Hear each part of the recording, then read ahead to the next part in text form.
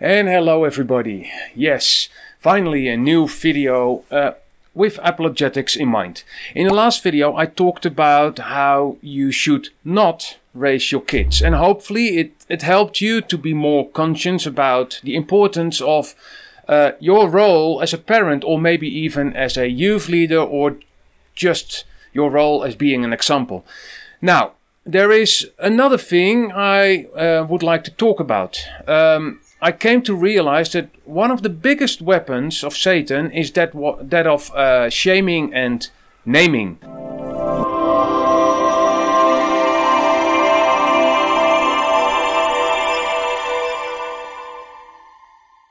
So, first let me talk a little bit about being an adult. You see, as an adult I have heard my fair share of shaming and naming.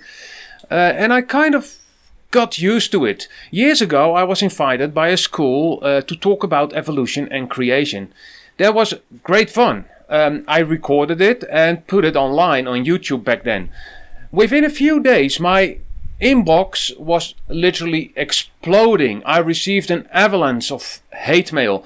And I think if I can recall this correctly, I think I received about 1,700 messages in just a few days. There were those who threatened me, those who cursed me, those who made memes about me, etc. I even appeared in a national program. So, you name it, and I received it. Yes, even death threats.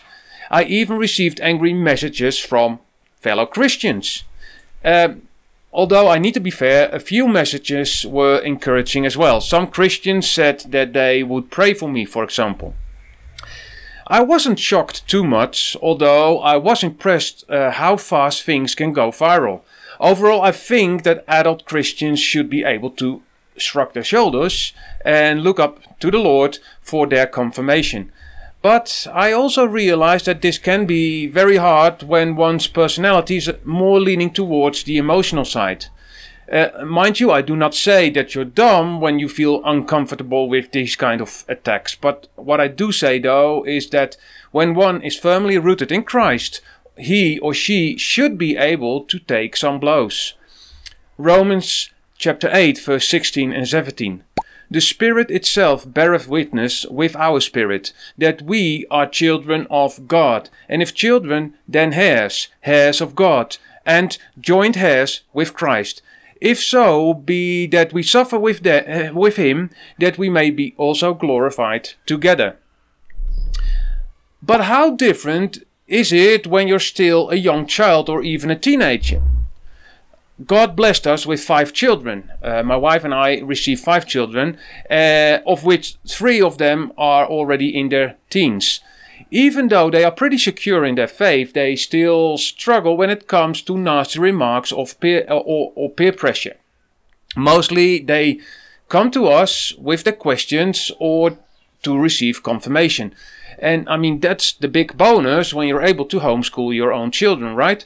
They learn early on that they do not have to depend on peers or teachers for their identity.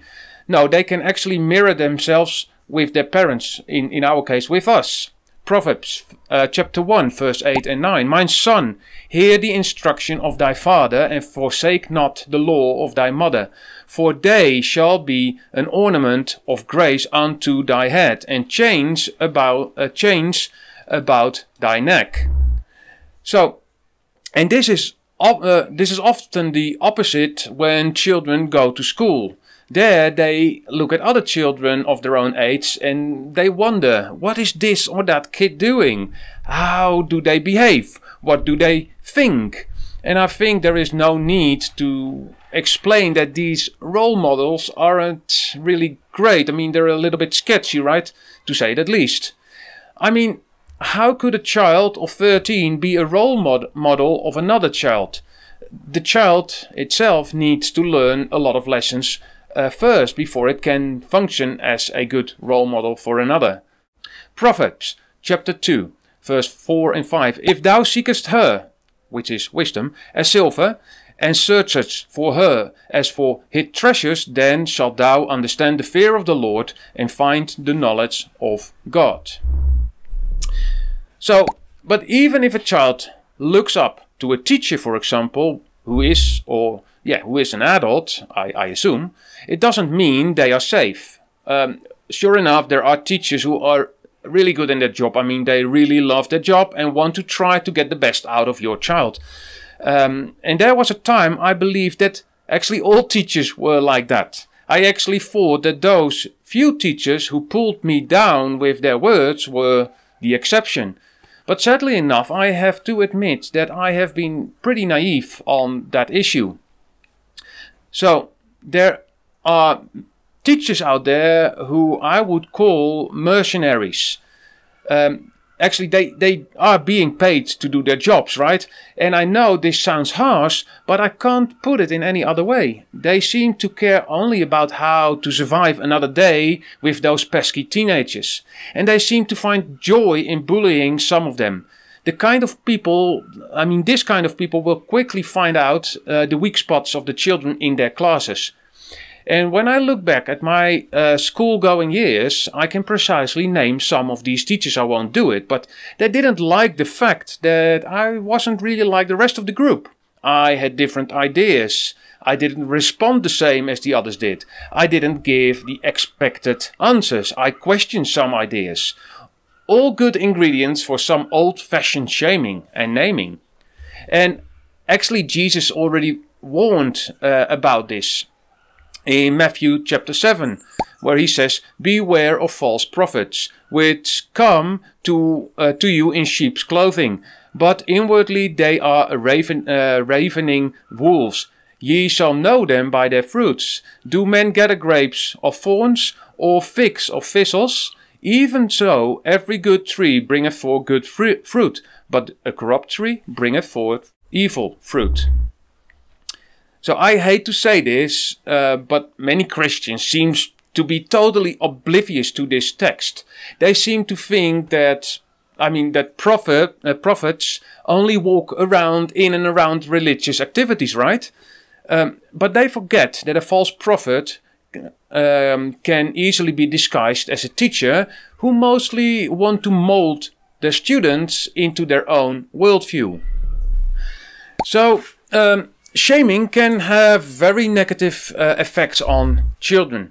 It is almost always very emotional laden. And guess what? Children are easily impressed by emotional statements. We as parents need to be aware of this. And not only the parents, if you're a youth leader or even want to be an example for children, you need to be aware of this. And we need to help our children to arm themselves against this behavior of others. But to prepare your children, you need to know about the thing they are going to hear. And I am going to combine most of the shaming in 3 categories. I know that shaming comes in many forms, but most of them boil down to the same general idea. So let's look at these 3 things our children are likely to encounter. So, number 1. Studies have shown that Christians are more gullible than unbelievers. So there you go. In other words, are you a Christian? Really? You do know that it has been proven that Christians are less intelligent than others, right? And sure enough, I have searched with DuckDuckGo on the phrase "religious people are not smart." I just typed that in, and the very first hit gave me an article named "Why are religious people generally less intelligent?" So many skeptics, atheists and the like know about these studies, and they will gladly use them as ammo for their attacks. However, even though there are studies to be found who indeed claim this statement, there is so much more to say about these kind of studies. I will not go into detail, but let me direct you to the work of a Christian apologist, Mrs. NATASHA CRAIN. Mrs. CRAIN said this: "I have an MBE, Marketing and Statistics, and have taught university level market research. So I am a professional number geek. a numbers geek who dug in all these research studies to find out what they really say. Today I want to set the record straight. And so, her research actually demonstrated that of the 63 studies, here we go, 35 showed a significant negative relationship between intelligence and religiousness. The more intelligent a person, the less likely to be religious. Number 2. 2 studies showed a significant positive relationship between intelligence and religiousness. The more intelligent a person, the more likely to be religious. And now the last one, 26 studies showed no significant relationship between intelligence and religiousness. So, before you say, there you go, you see, 35 studies demonstrate the point. I would like to suggest reading the article as a whole. Bottom line is that there is no sensible ground to paint a picture that Christians are less intelligent than atheists. I mean, 28 studies have actually shown that there is not much to say about it. Anyone who wants to make you believe otherwise is just cherry picking the results. So what are we going to do about it? Teach your child about the truths of Christianity. Show your child which worldview depicts reality better. It doesn't matter if the so-called intelligent people believe in a materialistic and naturalistic worldview. Them believing something to be true doesn't automatically make it so. Many unbelievers have to actually go through some very interesting intellectual gymnastics to hold their position. Yes, this requires you as an adult to study the Word of God, to be aware of the things that are going on outside your own house or outside your church building. It requires you to sit down together with the child or your child and maybe read through the article I just gave. Go through history and show them that there were and still are many God-fearing people among scientists. Teach them that the right stuff is not depending on how many intellectuals believe it is right. I mean, many smart scientists believe that abortion is a good alternative. And just because they say it is right doesn't make it right. The same with a worldview. A worldview needs to be sound and it needs to give a precise picture of reality. It doesn't matter how many smart people believe in the Christian worldview. It doesn't really matter. Number 2. You believe it because you have been told to believe it. There you go. You just say this because you are being indoctrinated by your parents. You are probably afraid to say something else than your parents. It is like believing in Santa Claus, right? One day you'll discover that they have been lying to you all this time. You should think for yourself. Try and read some real scientific books. And you'll find out how dumb your position as a Christian is. Anyway, so let's see what the word indoctrination actually means. The Cambridge Dictionary says the following: to often repeat an idea or belief to someone until they accept it without criticism or question. And honestly, I haven't met many Christians who raise their children in a way that questions aren't allowed. Actually, quite the opposite. I have met more Christians who themselves question and criticize Christianity. They often disagree with things about marriage, homosexuality, and the idea that Christ is the only way. All these things, they say, are to be read with the ancient times in mind. So, I mean, a lot of Christian homes are actually doing quite the opposite. They just question Christianity, and that's not the way to go also. So, however, I am sure that there are Christians who teach their children just to swallow whatever the pastor or the father of the house says. No question permitted. In that case, we could say the same about unbelievers, of course. I mean, indoctrination is not the domain of religion. I know atheists who can be really sharp when children say something about religion, or when they say something out of the box. They pride themselves in the idea that they are rational and only following the evidence where it leads, except when that evidence leads to the Bible. To say that a child has been indoctrinated is actually just a hollow phrase. The person who says so cannot know whether this is true or not. To know whether Christians do this, the critic has to investigate this firsthand. And I promise you this, most of them are not willing to really investigate the situation. No, they just like to utter this nonsensical accusation. So what are we going to do about this? How are we going to arm our children against this attack? It's very simple. Just don't indoctrinate them, but teach them about other religions and other ideas as well. And no, I don't say you have to tell them that all others are true, because that would be the equivalent of intellectual suicide. But discussing atheism, Buddhism, Islam and all the others can be very refreshing when you compare them to Christianity. Let your child discover the truths about Christianity. Teach them that their faith should be theirs and not yours. Teach them that, for example, prayer is something personal between them and their Father in heaven. And again, I cannot stretch this far enough. Be an example. Show them your personal walk with Jesus. Be real. Matthew chapter 5 verse 16. Let your light so shine before men that they may see your good works and glorify your Father which is in heaven. Number 3, last point. If you used your brains, you would have agreed that Christianity is dumb. In other words, why do you choose to be so gullible? People who really think critically do not believe in fairy tales like Christianity, right? So you might have heard people say that they are joining the Brights. The Brights movement is a social movement whose members refer to themselves as Brights. And they have a worldview of philosophical naturalism. Their famous incantation can be actually summarized in 2 words: critical thinking. As bright as these people may be, and yes, I do believe there are very intelligent people among them, it seems that they always adopt the idea that if you start thinking critically, you always end up agreeing with their ideas and their conclusions.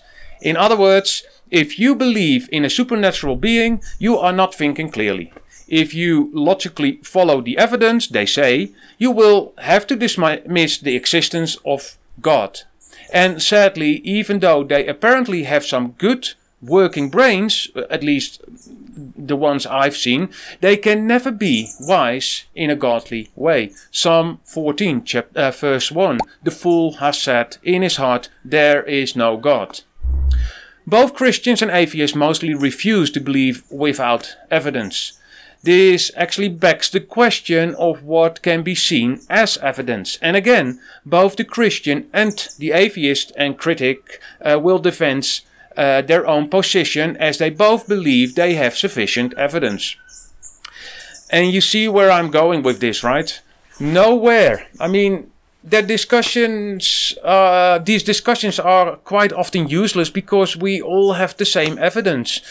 But the interpretation of the evidence is different. I wouldn't spend my time discussing who is the real critical thinker. Both parties have people who are not really using their brains, and both parties have very knowledgeable people on board as well. So what are we going to do? Help your child to see through this smokescreen of the argument. Unravel the argument. Show them that the idea has some strange assumptions. Let's do that. A critical thinker, assumption number 1, a critical thinker forms his or her beliefs on the foundation of evidence. Premise number 2, God cannot be proven, there is no evidence for his existence. And then the final premise, if you believe in the existence of God, you're clearly not thinking critically. So if you strip these kinds of attacks from their facade, you'll quickly find out that they are mostly based on presuppositions that are nothing more than that, assumptions. In this case, the assumption seems to be that Christians believe even though they have no evidence whatsoever. The next step you could do should be discussing how different words are being used by different people. For example, and this is an example I like to bring up. When I tell you I am gay, you might assume that I just admitted to be a homosexual. However, I actually just wanted to say that I'm very happy. I mean, happy as can be, because that was the original meaning of the word, and actually it still has that meaning. So when somebody talks about evidence, what does this person actually mean? Is evidence pure naturalistic? Is it something you need to be able to touch, to smell, to see, or to hear? Or can it also be indirect evidence, like the wonderful creation around us? We need to tear down their arguments. Let me read to you from 2 Corinthians chapter 10 verse 4 and 5, and I will read this from the Amplified Version. The weapons of our warfare are not physical, weapons of flesh and blood. Our weapons are divinely powerful for the destruction of fortresses. We are destroying sophisticated arguments in every exalted and proud thing that sets itself up against the true knowledge of God. And we are taking every thought and purpose captive to the obedience of Christ. It will be helpful to teach your child about logical fallacies. We have read the book called Fallacy Detective. It was great fun to go through all these fallacies and to trigger the children to think hard about the examples. I will place a link to the Fallacy Detective website in the description of this video. And underneath my here as well. There you go. And finally, do I really need to say it again? Yes, I believe I do. Teach your child the nitty-gritty of Christianity. Make it a fun thing too.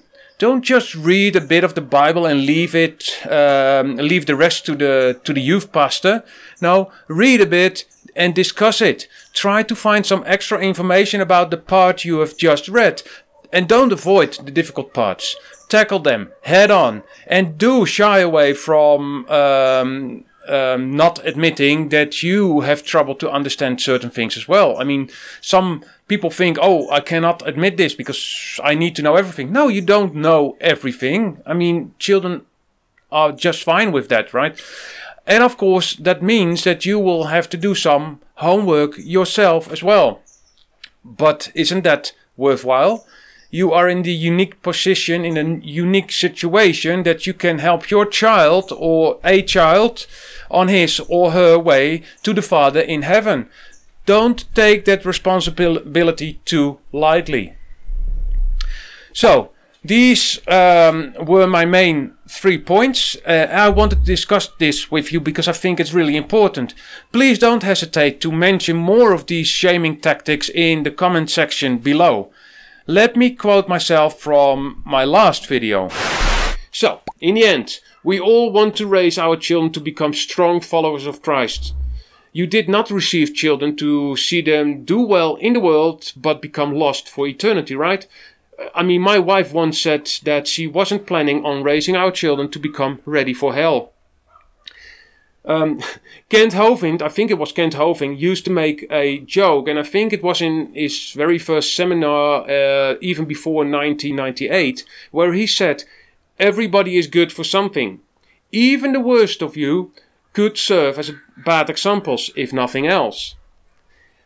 And although he was joking, it seems that many do not understand the implication of really being a bad example. Don't fall in that trap of thinking too lightly about the importance of raising your children. Show them both how to live and how to think as Christians. So again, let me know your thoughts in the comment section of the video or on my website in the comments. And remember, I'm mostly active on my Odyssey channel, and you'll find a link to that channel in the description. I very much appreciate your prayers and your support. Please take a look in the description again to find out how you can help me. And also I'll place a link there to both the Dutch and English transcripts of this video. So, as always, God bless you. Thank you for watching, and we see each other in the next video. Thank you for watching this video. You can give me a thumbs up if you liked it. You can also subscribe to my channel, or even better, follow me on Odyssey.